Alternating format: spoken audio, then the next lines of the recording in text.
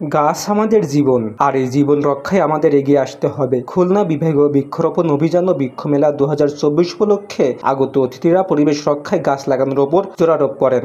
বৃক্ষরোপণের পাশাপাশি বৃক্ষের পরিচর্যার প্রতি গুরুত্ব দেওয়া এবং বিভাগীয় বৃক্ষ মেলার সফলতা কামনা করেন জেলা প্রশাসক। গাছের উপকারিতা এবং উদারতা থেকে শিক্ষা নেওয়ার কথা আজকে মাননীয় প্রধান অতিথি বলেছেন।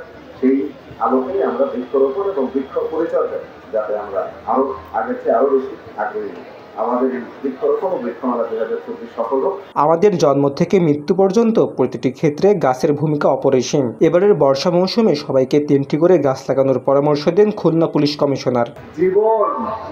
জীবনান্ত বেঁচে থাকা, অন্ন, বস্ত্র, বাসস্থান, ওষুধ সবকিছুই কিন্তু গাছ থেকে আসে।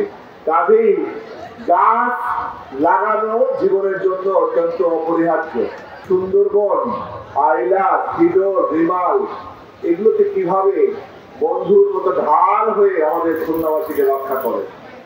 আমরা সবাই অন্ততপক্ষে 3টি করে গাছ লাগাবো। কয়টি করে লাগাবো? 3টি করে। একটি বনজ, একটি ফলজ, একটি ঔষধি। বৃক্ষমেলা থেকে সবাই অনুপ্রাণিত হয়ে আরো বেশি বৃক্ষরোপণ করবেন এমন আশা ব্যক্ত করেন প্রধান অতিথি। এই প্রকৃতিটাকে সে বাঁচিয়ে রাখছে, সুন্দর করে রাখছে। তার সমস্ত জীবনটা হলো প্রকৃতিটাকে মানুষের বসবাসযোগ্য রাখার জন্য সমস্ত সৃষ্টি বাঁচিয়ে রাখছে, সবগুলোকে সুন্দরভাবে পরিপূর্ণভাবে থাকার জন্য। Safayet Hossain Shaon, voice of tiger.